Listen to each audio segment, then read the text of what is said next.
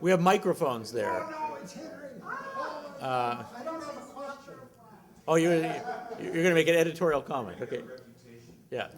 Okay, so anyone else who would like to ask questions, maybe go up to the mics if you could. Thanks. Yes, please, Gerald.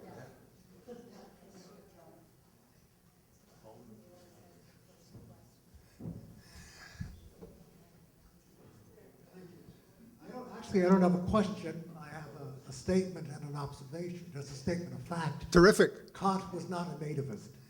But, Is that true? that's true. Mein Gott in Himmel, I always thought he was a nativist. Oh. Okay, now my observation. Once again, I am wiser thanks to you. My observation is that I've had a deep insight. I finally understand why it is that we had such radically different views of Kant all these years, and especially after golf. It was that you went home and drank Chardonnay, and I went home and drank a martini.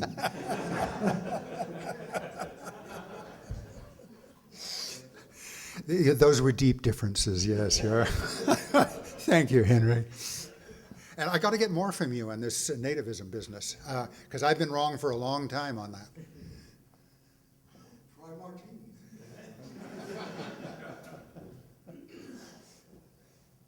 Yes, Gerald. Okay, so, Paul, this is a bit of history, but also a bit of philosophy. So, initially when you first came here, you were defending eliminative materialism. Yeah.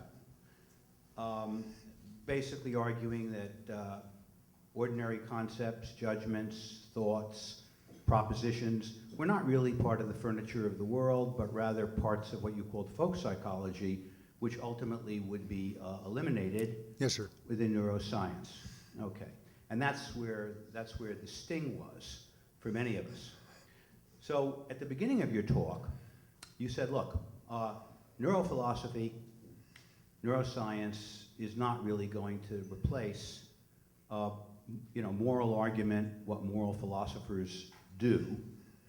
And there your example was informative because you weren't talking about everyday moral behavior, which you addressed at the end.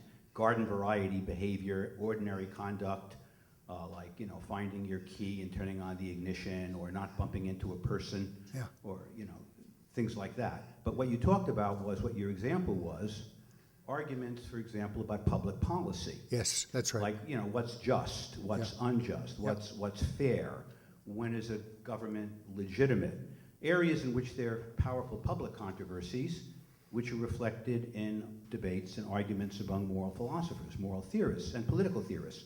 Well, those of us who do moral and political theory and enter into these kinds of arguments, of course, we need concepts, judgments, notions of reasoning, the notion of justification, propositional attitudes, and to the degree that you say, that you admit that neuroscience and neurophilosophy is not going to eliminate those activities, those kinds of philosophical preoccupations, but maybe just explain some of the brain mechanisms that are going on that make it possible, to what degree are you still an eliminativist? Thanks, Jerry. You get what I'm saying? Yes, I sure do. And this takes us back to a lot of argument and debate we've had over many, many years. Yeah. So I'd be interested in... No, it's a lovely question, and I hope I can give an answer that's worthy to the question. The final chapter of the book, Plato's Camera, that Don was kind enough to mention, is devoted to what I call third-level learning, or social-level learning, collective learning. And that is a level of learning that exists only because humans discovered language. That allowed us to express policy, it allowed us to write history books, it allowed us to have a common conceptual lexicon which gets passed down from generation to generation. And so the existing language forms a conceptual template for each new generation to sort of approximate itself to. Never perfectly, but it allows each generation to learn without starting from absolute scratch. You can enjoy the benefits of what preceding generations put together. Now, this is one respect in which language is incredibly important. It may be the single best thing that ever happened to the human race, and I hope it never goes away because it makes cognition collective with all of the benefits that that brings. The political history that we have, the moral history, is one of the reasons we've left all the other creatures in the dust. That we're not even being chased because nobody else has a language nor a tradition that accumulates over time and modifies itself over time. However, there's a possible mistake here, and humans have made it and are still making it. That's to model our conception of what's going on between your ears on the structures that you see in the marketplace and over the dinner table. You model your conception of what cognition consists in on the example of propositions exchanged. You know, you should do this, you shouldn't do that. Believe that there are charged particles. Don't believe that there's phlogiston, so on and so forth. That isn't what's going on. Language is a very, very coarse instrument. It's invaluable, but it's very, very coarse compared to the fine-grained cognition that goes inside human brains. And to try and understand all of human and animal cognition on the model of human language is crazy on its face. After all, babies and young children have sophisticated cognition long before they learn a language. All sorts of other creatures, indeed, every other creature on the planet except humans gets by in their cognition without a language. Why would you think that cognition is fundamentally lingua-formal? It isn't. In that respect, I'm still as determined an eliminativist as I always was. The propositional attitudes are made up by us. They hardly exist at all, even in an adult language-competent human, and they don't exist at all in other creatures. Something else is going on entirely. But ironically, this insight, if that's what it is, frees us to appreciate the incredible gift that language actually is. It allows human brains to interact with one another in systematic ways that would otherwise be impossible. It allows us to engage in collective cognition that would otherwise never happen.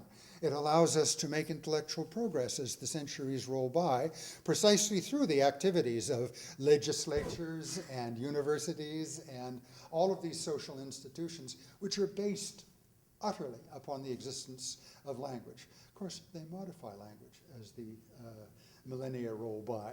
The concepts we use change. They become more sophisticated. And I frankly expect, when I talk about eliminative materialism, I think that our dinner table talk will slowly become invaded by metaphors and vocabulary from the cognitive sciences, from the neurosciences. They will fit comfortably in. They already do that. Shall I tell the story again? Some of you have heard this. Here's an example of how it's already happening. Some years ago, Pat, early in her department chair, had gone to a meeting of all of the chairs in the office of the chancellor. And apparently it was a very difficult meeting, and there was some terribly important issue on the table. And I was completely oblivious of this. I was at home making dinner or something like this, and waiting for Pat to come home. And about 6 o'clock, I heard the garage door open, and she came in.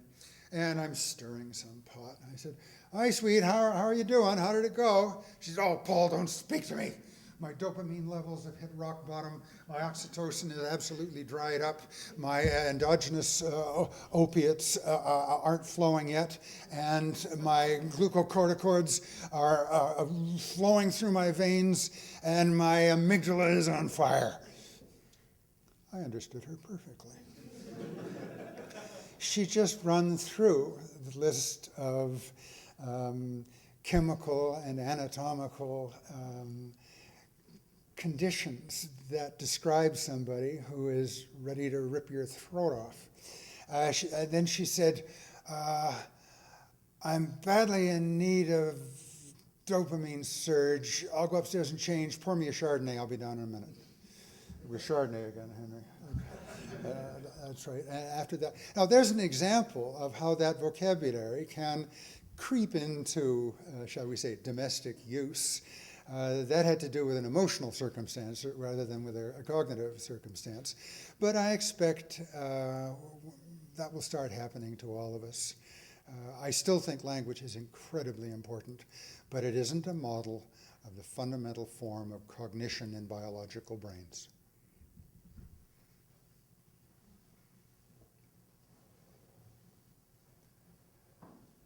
Adam, yeah, Adam. Maybe introduce yourself. Hi, it's still on. I'm Adam. I'm currently a graduate student in the department. Is that enough by way? Okay. Yeah, you're doing great. So I wanted to pick up on Jerry's question, Paul. Sure. I think you answered maybe half of it, and you said that to the extent that the propositional attitudes are not real, you're still an eliminativist.